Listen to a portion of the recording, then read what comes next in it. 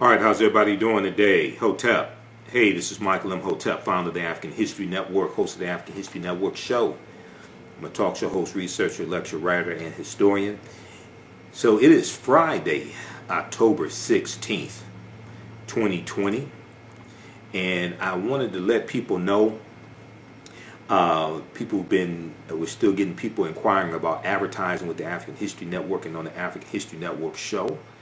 And now that I'm on Monday through Friday, want to let you all know that you can now advertise with the African History Network with the African History Network show on our weekly show. Okay, so email us at customerservice@africanhistorynetwork.com, customerservice@africanhistorynetwork.com. African American business owners who want to advertise your business. You may have an e-commerce store, you may have a brick and mortar store, whatever type of business you're in, whether it's health and beauty products, whether you are an author, whether you sell books, whether you have a home school or you deal with education, you can advertise with the African History Network. So what we do, we create a video commercial for you, and you may have seen in some of the rebroadcasts of our shows, you see the new video commercials. Okay, most of those I created. I do the voiceover, and you can send me a script. We put together that 30-second to 60-second video commercial, and then when we re-air the shows, we re-air them throughout the week. People see your commercial. This helps promote you. We also upload the video commercial to our Facebook fan page, the African History Network, and then also on our YouTube channel, Michael Imhotep, Imhotep.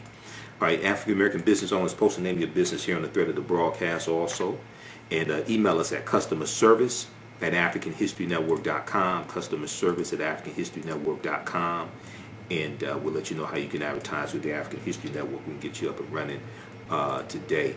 So you'll get the video commercial, and then also our broadcasts are in audio podcast format as well. So we're on 9 different audio podcast platforms. We're on Blog Talk Radio, iTunes, iHeartRadio, Stitcher, Castbox, Acast, TuneIn.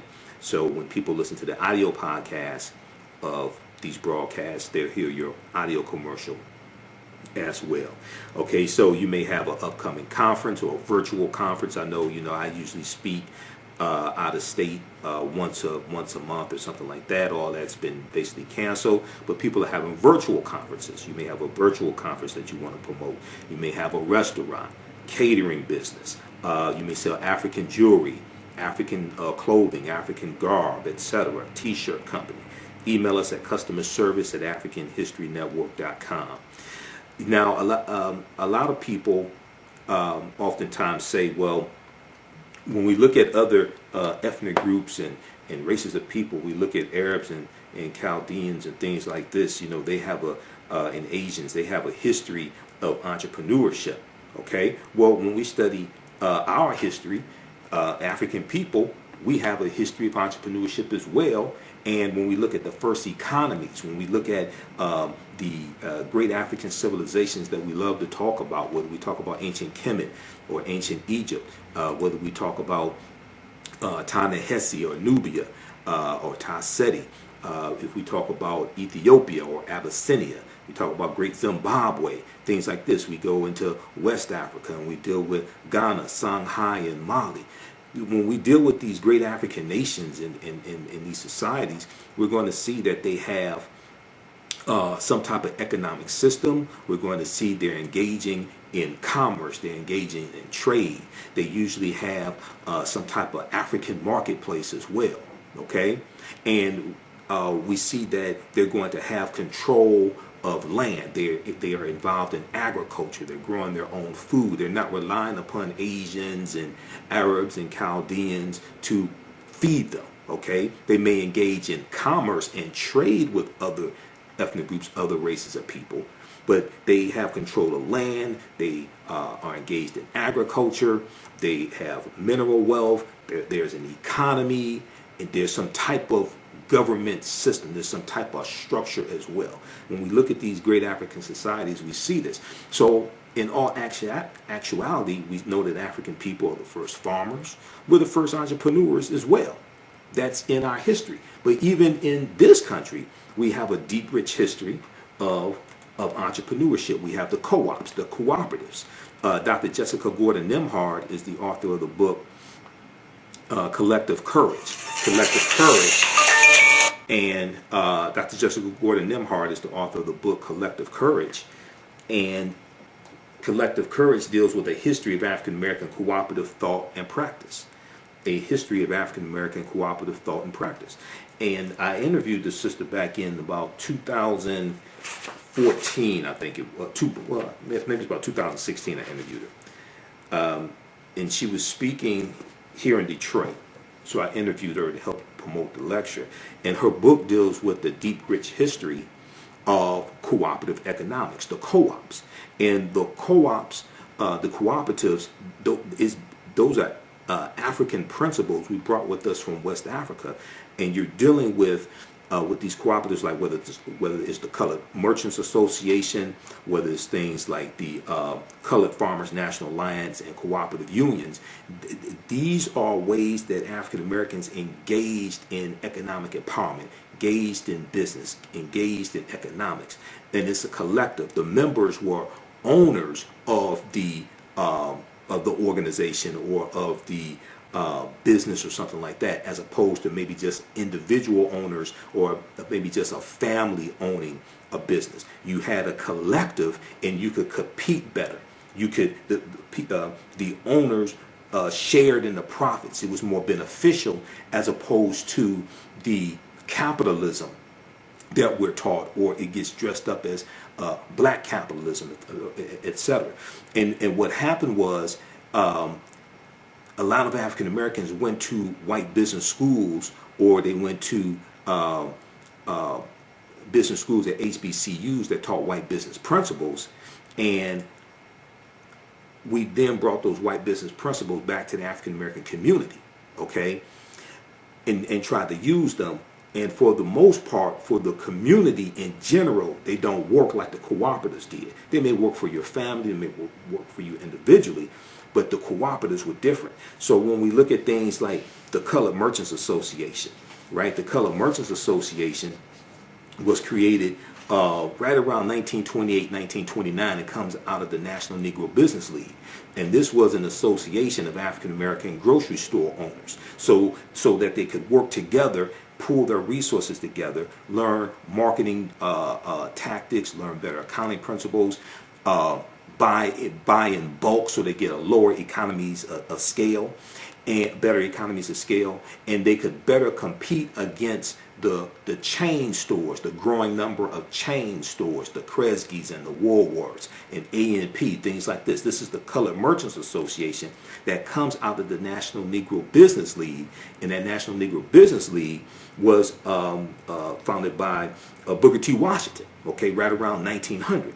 All right, so we have a deep, rich history of these co-ops. When we look at things like the Colored Farmers National Alliance and Cooperative Union, this was founded in 1886 in Texas. Okay, 1886 in Texas. It only lasts 5 years, but they grow to about 1.2 million members. Okay.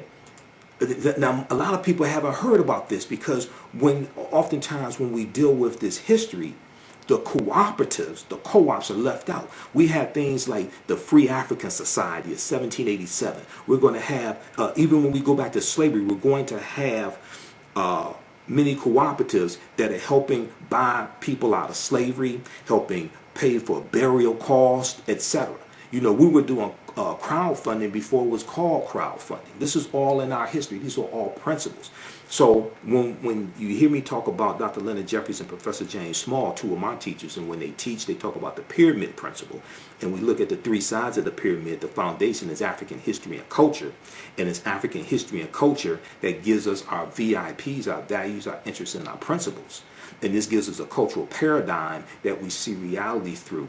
And then this helps define reality for us. And then the two sides of the pyramid are economic empowerment and political empowerment. Well, your history and culture influences how you engage into those economics. Okay, are you dealing with economic empowerment, engaging in economics from a cultural perspective, or are you dealing with it from a perspective that has been imposed upon you? Yes, we do. Yes, we live in a capitalistic society, but how do we engage in that capitalistic society? So when we look at the Colored Farmers National Alliance and Cooperative, they were formed in 1886 in Texas, despite the fact that both African American and white farmers faced great difficulties due to the rising price of farming and the decreasing profits that were coming from farming. The protective organization known as the Southern Farmers Alliance did not allow African American farmers to join. So a group of African American farmers decided to organize their own alliance to fill their need. The CFACU, Colored Farmers National Alliance and Cooperative Union, operated under fear and harassment by white farmers, but managed to operate several cooperatives in the late 19th century before having to disband. They were getting threats. They were getting death threats. Okay? So they had to disband. When you research this, you're going to see a lot of these cooperatives, they got attacked. Some people were beaten up, killed. So they're going to have to disband to save their lives. Members of the CFACU shared agricultural techniques and innovations and coordinated cooperative efforts for planting and harvesting. The union promoted alliances between farmers and laborers and was active in local and regional politics in order to maintain rights for African Americans after Reconstruction. So Reconstruction is 1865 to 1877. It's estimated that the CFACU had 1.2 million members and was the largest black organization of its time. Okay, and when we look at different African principles, when we look at cooperatives, for instance, Motown. Berry Gordy started Motown with $800 that he borrowed from his family's co-op in 1959. His family had a cooperative. He borrows money from the cooperative to start Motown Records. When we look at the Susu system, okay? Now, I ain't talking about the Susu that's floating around now in the city. I'm just talking about traditionally. It's not an endorsement of stuff floating around now. But in parts of West Africa and the Caribbean, an ancient version of cooperative economics exists called Susu. As one of the oldest forms of microfinance in Africa, the practice is run by one of Africa's oldest financial groups, Susu collectors. They run their business from kiosks in the marketplace and act as mobile bankers. Clients make low but regular deposits on a daily or weekly basis over the course of a month into a Susu account. At the end of this period, the Susu collector returns the accumulated savings to the client but keeps one day's savings as commission. Susu collectors may also provide advances to their clients or rotate the accumulated deposits of a group between individual members. Today, Susu collectors provide many West Africans who would otherwise be denied credit with access to money. They need to start up small venture projects that in many cases benefit the community as a whole. In the United States, black immigrants from the Caribbean have enjoyed one of the highest economic growth rates using a form of the Susu and leveraging this practice to establish successful credit unions. So when we look at credit unions are one of the most well-known forms of a cooperative, because when you belong to a credit union, you are a member as opposed to a bank. You are a member, okay? So you as opposed to just somebody who has an account with the credit union, as opposed to somebody who has an account with a bank. With a credit union, you are actually a member, okay? So it's different. A credit union is a form of a cooperative as well. AtlantaBlackStar.com has a good article from 2013, 5 historic examples of cooperative economics, Ujamaa, that advance the black community. And then also check out this book here, Collective Courage, A History of African American Cooperative Economic Thought and Practice from Dr. Jessica Gordon Nemhard. Okay, so check your local African American business, local African American bookstore for that book.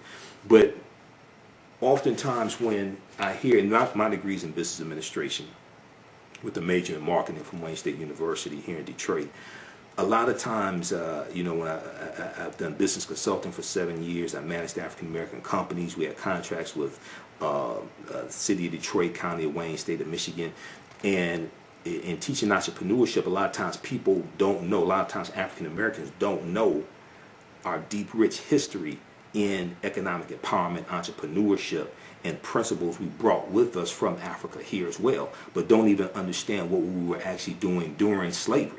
Okay, and then during Reconstruction. So we have a deep, rich history of this. So once again, you can email us at customerservice@africanhistorynetwork.com, customerservice@africanhistorynetwork.com, African American business owners. You can advertise with the African History Network on the African History Network show. We're on Monday through Fridays now, and then what we do, we take your 30-second and 60-second video commercial, and I'll create a video commercial for you. So when you see some of the rebroadcasts of our shows, you see the video commercials in there. Black History Mobile Museum 101 is one of them. A lot of those video commercials, I'm the one that puts them together. I do the voiceover. You send me a script, we put that together, and then when we re-air these broadcasts, you see those commercials in there, and then also in the audio podcast format of our broadcast, we'll have your audio commercial in there as well. Okay, so we're on 9 different audio podcast platforms: iHeartRadio, FM Player, TuneIn, iTunes, Blog Talk Radio. So if you are African American book author, if you have a bookstore, whether you have a brick and mortar store or a e-commerce store, if you sell health and beauty products, clothing, African garb, or whether regular clothing, if you sell athletic gear, shoes, okay, you have a fitness website, if you have an upcoming conference or event, virtual conference, etc., we can help you market that at the African History Network. Email us at customerservice@africanhistorynetwork.com, customerservice@africanhistorynetwork.com. Also follow us on our Facebook fan page, The African History Network, The African History Network, and turn on notifications so you know when we go live. Follow us on our YouTube channel, Michael Imhotep, IMHOTEP, on YouTube as well. And check out this information dealing with the cooperatives, but also understanding our history when it comes to entrepreneurship and economic empowerment. That's always been part of the of our movements, okay? Whether we talk about Marcus Garvey, even when we talk about the civil rights movement, that is the cooperatives were part of the civil rights movement. It's just not talked about a lot when they retell the story. They oftentimes they just talk about marching and sitting in and different things like this. But there was an economic component to the civil rights movement as well. And actually, if you look at this article from Vice.com, Vice.com, how black co-ops can fight institutional racism. How black co-ops can fight institutional racism. It's an interview with Dr. Jessica Gordon Nemhard, and on page 6 of the article, the question was asked by the interviewer: what role has cooperative economics played in black communities in the U.S.? And she responded, African Americans have engaged in some form of collective economics throughout our entire history in America. Sometimes it was tilling kitchen gardens on Sundays when we weren't working as enslaved people and sharing the produce. Sometimes it was putting in dues to bury loved ones. By the 1700s and 1800s, we had more formalized systems of collective economics that were more enterprise driven, like insurance companies and collective farming. Eventually, we had collective grocery stores, like going back to the Colored Merchants Association in 1928, 1929. Okay, it was a cooperative of African American grocery store owners. Eventually, we had collective grocery stores, credit unions, and health care. Europeans eventually recognized the model around 1844, and it formally came to the U.S. African Americans then started forming official co-ops in the 1860s and 1870s. Okay, so Civil War is 1861 to 1865. 13th Amendment is ratified December 6, 1865. 1865, 1877, you have this period of time called Reconstruction, when putting the Union back together, rebuilding the South that was devastated because of the Civil War. And then we have the 14th Amendment, where we have the Civil Rights Act of 1866, which is giving rights to African Americans. The 14th Amendment of 1868, which gives citizenship. The 15th Amendment of 1870, which guarantees the right to vote to African American men, not women, but African American men. Okay, so you have this period of time. You have the Force Acts, F-O-R-C-E, the Force Acts of the 1870s, like the Ku Klux Klan Act of 1871, which is a federal law that is designed to really attack the Klan. Okay, and there's the Ku Klux Klan Act of 1871. So you have all this taking place. You have African Americans owning land, acquiring land. You have us winning seats in Congress. Most of them in the House of Representatives. You're going to have 2 in the Senate, okay, U.S. Senate. So all this is taking place during Reconstruction. So by the 1880s, labor unions were actually helping workers to start their own co-ops, and African Americans were involved in that too. So they were asked the question. She was asked the question: did co-ops play a role in the civil rights movement? She said it was what I call a silent partner to the movement. This was done by. She said this was done by blacks. So it's going to be a silent partner in the movement. Okay. The co-ops. Okay, so check out the rest of this article here, and we know that economic boycotts were part of the civil rights movement, but you're also going to have a component where you have co-ops helping raise money for the civil rights movement, and you have African American businesses, etc. You have people like A.G. Gaston, who was life insurance titan, business owner. You're going to have him putting up money to bail civil rights workers out of jail. All different types of things like this are going to take place. So oftentimes when the stories get retold, these different aspects are left out of it, the economic component. But another aspect is left out is the armed resistance, the armed self-defense when it comes to the civil rights movement as well. So that's why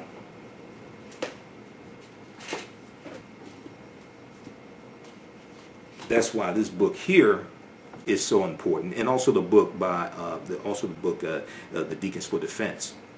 That's why this book right here by Professor Charles E. Cobb Jr. is so important.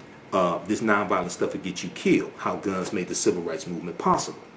Because this talks about how if it had not been for Negroes with guns, there would not have been a civil rights movement. Because it was Negroes with guns, it was African Americans with guns who were protecting the civil rights workers while they're engaging in their nonviolent direct action. Okay? And when I interviewed Dr. Hassan Kwame Jeffries back in about June or July, okay, and he's a nephew of Dr. Leonard Jeffries. He's an associate professor of history at Ohio State University. We talked about John Lewis passing and Bill Clinton's comments about Kwame Ture, Stokely Carmichael at John Lewis' funeral. So we got deep into this history, and we did with the Black Power movement coming out of SNCC in 1966, the Student Nonviolent Coordinating Committee, and Kwame Ture winning the chairmanship of SNCC, John Lewis leaving, others leaving who are not with the Black Power movement. But we dealt with how you had you had African Americans with guns protecting the civil rights movement. Even before the Deacons for Defense and Justice is founded in 1964, I mean, we go back and look at Dr. King. Dr. King owned guns until Bayard Rustin convinced him to get rid of his guns. But in 1956, Dr. King tries to get a concealed pistol license in Montgomery, Alabama, because he's getting death threats during the Montgomery bus boycott. Okay, so when Dr. Jessica Gordon Nimhard was asked, did it play a role in the civil rights movement, she said it was what I call a silent partner to the movement. This was done by blacks partly to survive outside of U.S. capitalism, which was so exploitive.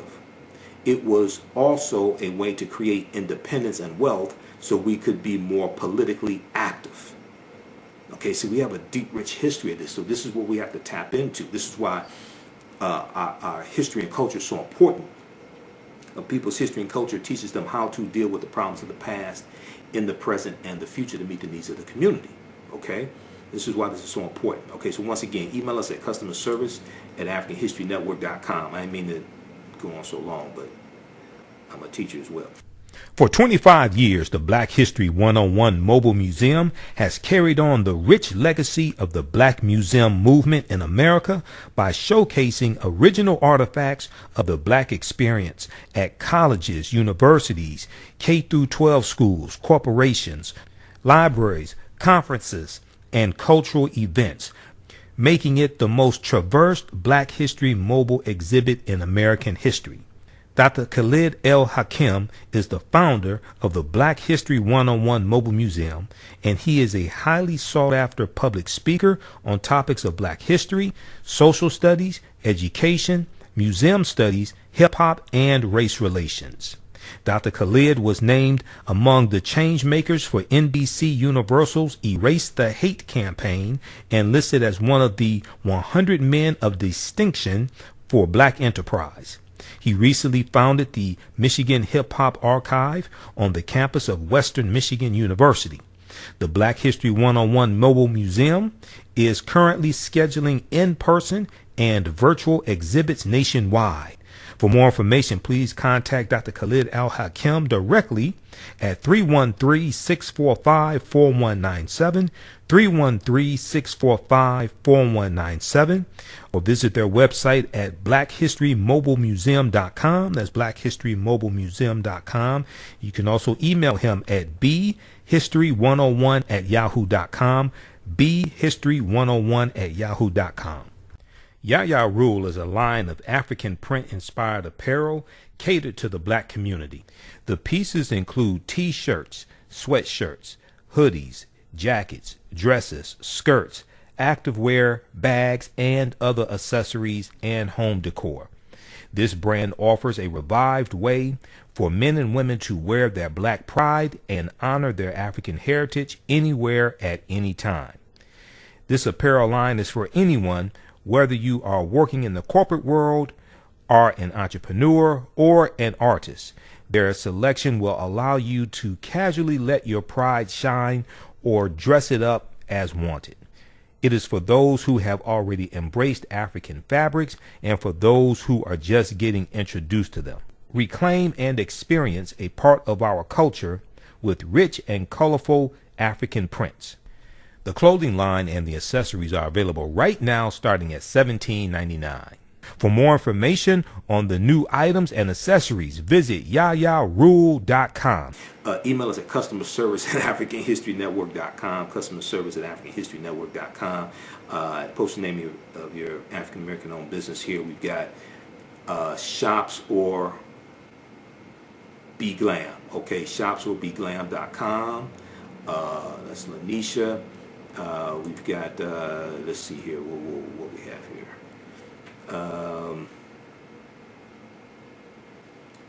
We've got, okay, we've got Patrick, Tamiko, okay, we've got Joe.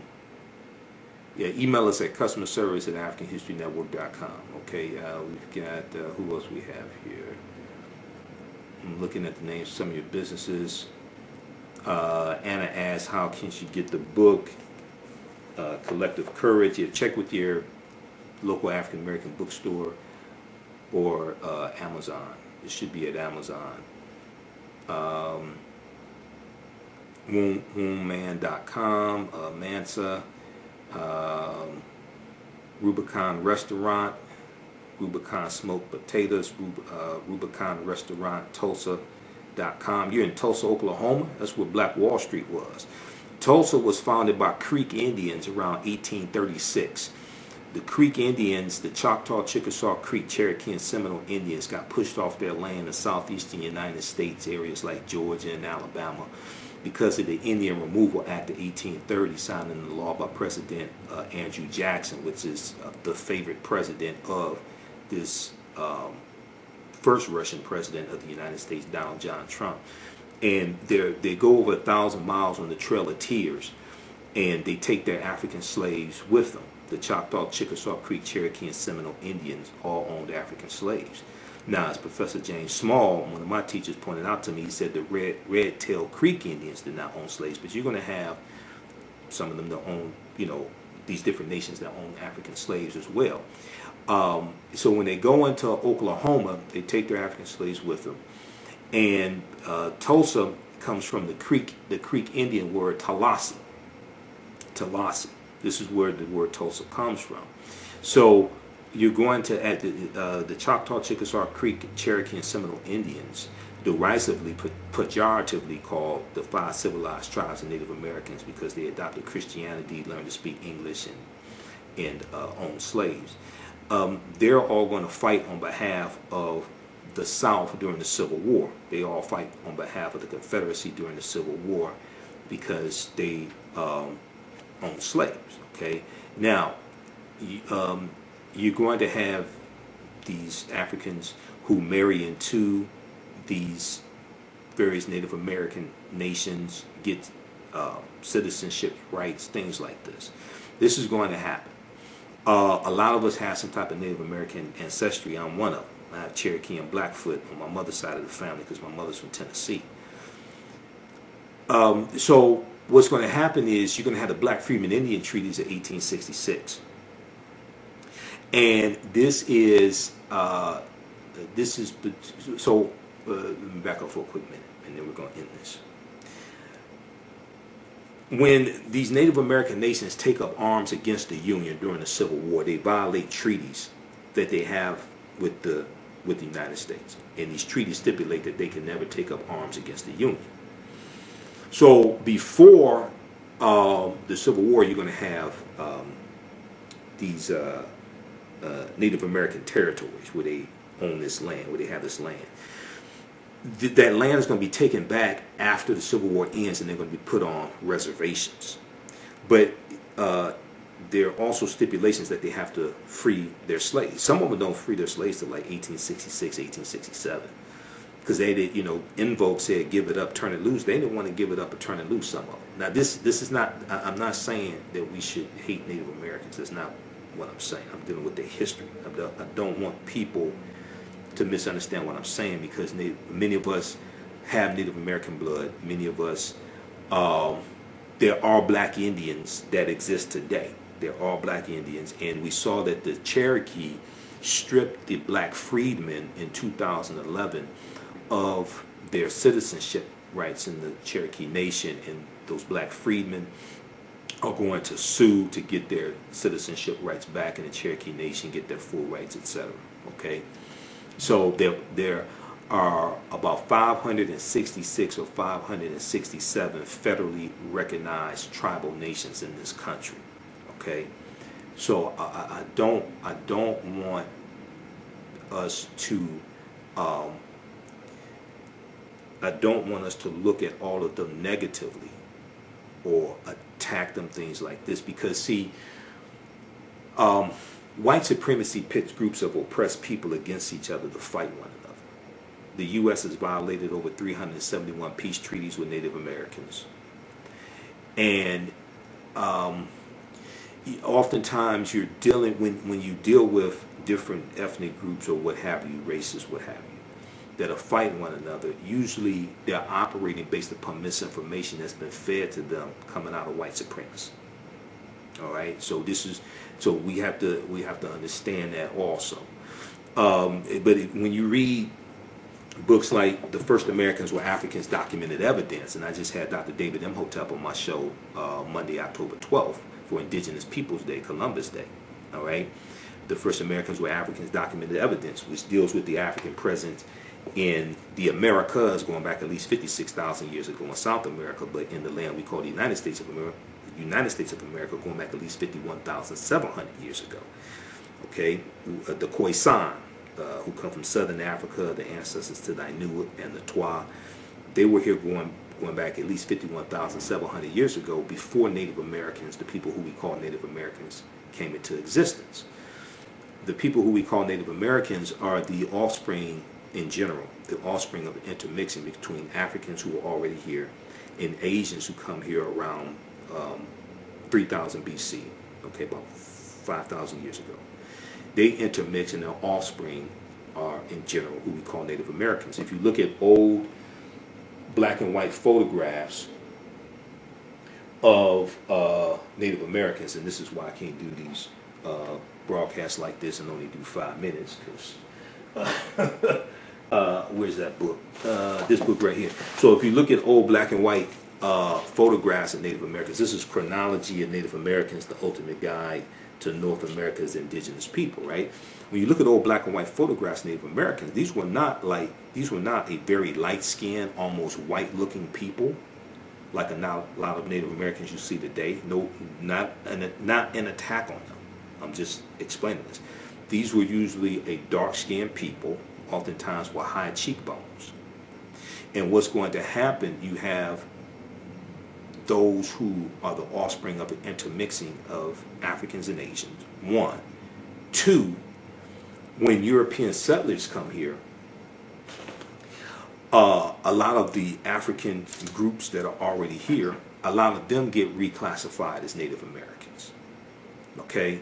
So you have to really understand this chronology of history. Dr. Jose Pimenta Bay, who's one of the baddest scholars who deals with the history of the Moors, teaches about the history of the Moors. He used to teach classes at Temple University in Philadelphia. Last I heard, he's at Berea College in Kentucky. Okay, Berea College, incidentally, is where Dr. Carter G. Woodson, co-founder of the Association for the Study of Negro Life and History, September 9th, 1915, and founder of Negro History Week in 1926. Berea College is where Dr. Carter G. Woodson got his undergraduate degree. All right, this is just a little Black history fact, African American history fact. But so we have to understand this chronology of history. Now, in all of this history, this does not mean the transatlantic slave trade did not happen. It does not mean August 20th, 1619 did not happen when those 29 Africans on the White Lion pirate ship are traded for food and water and supplies. That does not mean that did not happen. That does not mean 1526 did not happen when the Spanish had taken Africans into the territory, the area we call South Carolina and Georgia. And they're enslaving them. Those Africans are going to overthrow their oppressors, and they're going to disappear, run away to join Native Americans. That doesn't mean 1526 did not happen. That does not mean 1513 did not happen when a West African born in West Africa around 1480 named Juan Garrido comes into Florida with Juan Ponce de Leon, the Spanish conquistador. He was African. That's probably the first person of African descent that we know of by name. Okay, even Dr. Henry Louis Skip the Truth Gates talks about Juan Garrido. He talks about Juan Garrido in where's Gates' book? You gotta bear with me. Okay, so I got like 5 stacks of articles in file folders to my left, and I got 7 stacks of books to my right. So you just gotta bear with me. But in Gates' book of African Americans, Many Rivers to Cross, he talks about Juan Garrido. Okay, in the I'll show it to you. This book right here. Actually, 2 books. Okay, so the African Americans, Many Rivers to Cross. In 2012, Gates did this, I think, a 6-part series on PBS. This is the companion book to that PBS series. Okay, and he talks about Juan Garrido in here. It's page, I think it's in the introduction. And just bear with me, I really did not plan to be on this long. I got a lot of work to do. Page 4. Page 4. He's showing Juan Garrido and Juan Ponce de Leon. Okay? So, and then also in Gates' book, 100 Amazing Facts About the Negro. And Gates does do some good research. Now, there's some flaws when he talks about African involvement in the transatlantic slave trade, but I've read dozens of Gates articles. He does do some good research. Ancient African history is not his forte, though, you know. But this one right here, he talks about Juan Garrido in here as well, 100 Amazing Facts About the Negro. So, we have to understand the history. We have to understand it chronologically. We have to understand it chronologically. Okay, African people migrate at different times for different reasons. It could be voluntarily, it could be forced, etc. So just because African people were here for tens of thousands of years, that doesn't mean that doesn't mean we weren't brought here as captives also. You have to understand the chronology of like the last 50,000 years of history as opposed to just the last 500 years of history. All right. Okay, so that's going to be it now. Okay. Also, if you like this type of information, you can donate to the African History Network. $ the AHN Show through Cash App. $ the AHN Show through Cash App. So that helps finance the research, helps us keep doing our Sunday night show. We're still on Sundays, 9 p.m. to 11 p.m. Eastern Standard Time on 9-10 a.m. Superstation WFDF in Detroit. Now we're on Monday through Friday, also 11 p.m. to midnight as well. So now I'm doing 6 days of radio a week. Okay, I'm doing 6 days of broadcast a week. All right, so email us customer service at AfricanHistoryNetwork.com. We'll get you up and running right away. And the other thing is, if there's a situation where you say, well, look, I want to take advantage of this because we have limited inventory, we have limited space. If it's a situation where you say, okay, well, look, I want to take advantage of this to lock in my ad space, but I won't be ready to advertise for a month, or I won't be ready to advertise till December or something like that. That's fine also. Still email us. We'll get you locked in. All right. Okay, so remember, at the African History Network, we focus on educating, empowering, and inspiring people of African descent throughout the diaspora and around the world. Because right now it's correct wrong behavior. What you do for yourself, what you do to yourself, and what you allow other people to do to you and get away with is based upon what you think about yourself. What you think about yourself is based upon what you've been taught about yourself. What you've been taught about yourself is based upon everything you read, heard, and seen about yourself. Remember, right now it's correct wrong behavior. It's not over till we win. Wakanda forever. Talk to you next time. Peace. Have you tasted the world famous No Frowny Brownie yet from the Pink Bakery? If not, what are you waiting for? They are vegan, gluten-free, and free of the big 8 allergens. While eating their No Frowny Brownies, the fabulous Miss Tabitha Brown said they were very good. Very good. And you know, if she says that, they are. The Pink Bakery is the first black-owned, big 8 allergen-free baking mix company. Go to thepinkbakery.com, that's thepinkbakery.com, to order their No Frowny Brownie mix today. Are you ready for a new black economy? Well, Happy, the Role of Economics in the Development of Civilization, is a brand new documentary that will set you on a new path of knowledge and enlightenment. The Happy film gives viewers a snapshot of our economic history from the dawn of civilization right up until today. The underlying theme of the film is the interrelationship between the 3 essential components of economics, politics, and culture. Happy brings together the brightest and most prolific minds in the fields of psychology, history, business, and politics, such as Dr. Leonard Jeffries, Professor James Small, Dr. Julian Malveaux, Dr. Zahi Hawass, and Jabari Osazi, and more. Together, they deliver a message of cooperative economics, financial independence, and a pride that we can all be inspired by. The film is on sale now. It's streaming on all digital formats. Or for DVD, please visit Happy, H-A-P-I, happyfilm.com. Use offer code HAPPY, AHN, for a 10% discount. Gain knowledge in minutes with Blacklist Ed. Blacklist Ed is an app that provides insightful summaries of books pertaining to the Black experience. As Black people, we know the importance of reading books to discover our incredible contributions to world history, to uplift our self-esteem, and to empower ourselves for our relentless fight for social justice. Unfortunately, with our busy lives, it feels like there is never enough time to read a book. Fortunately, there's a solution. With Blacklist Ed, their app provides key insights from best-selling books about the Black experience, therefore saving you time, increasing your knowledge, and empowering yourself through inspirational and actionable ideas. You can read or listen on the go.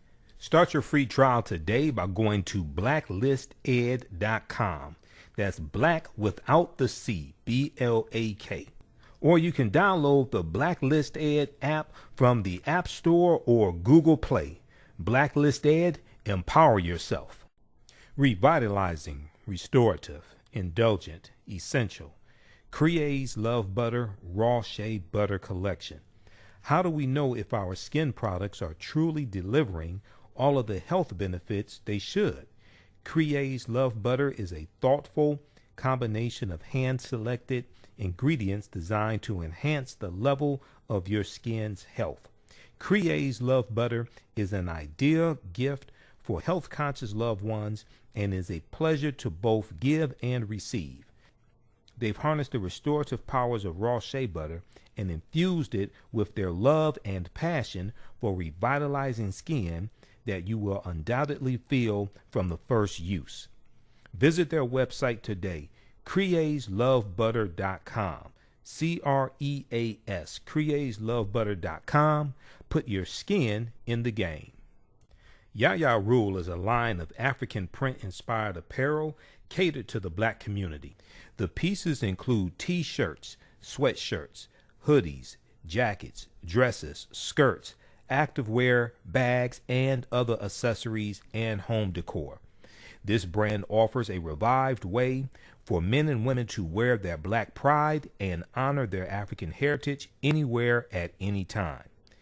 This apparel line is for anyone, whether you are working in the corporate world, are an entrepreneur, or an artist. Their selection will allow you to casually let your pride shine or dress it up as wanted. It is for those who have already embraced African fabrics and for those who are just getting introduced to them. Reclaim and experience a part of our culture with rich and colorful African prints. The clothing line and the accessories are available right now starting at $17.99. For more information on the new items and accessories, visit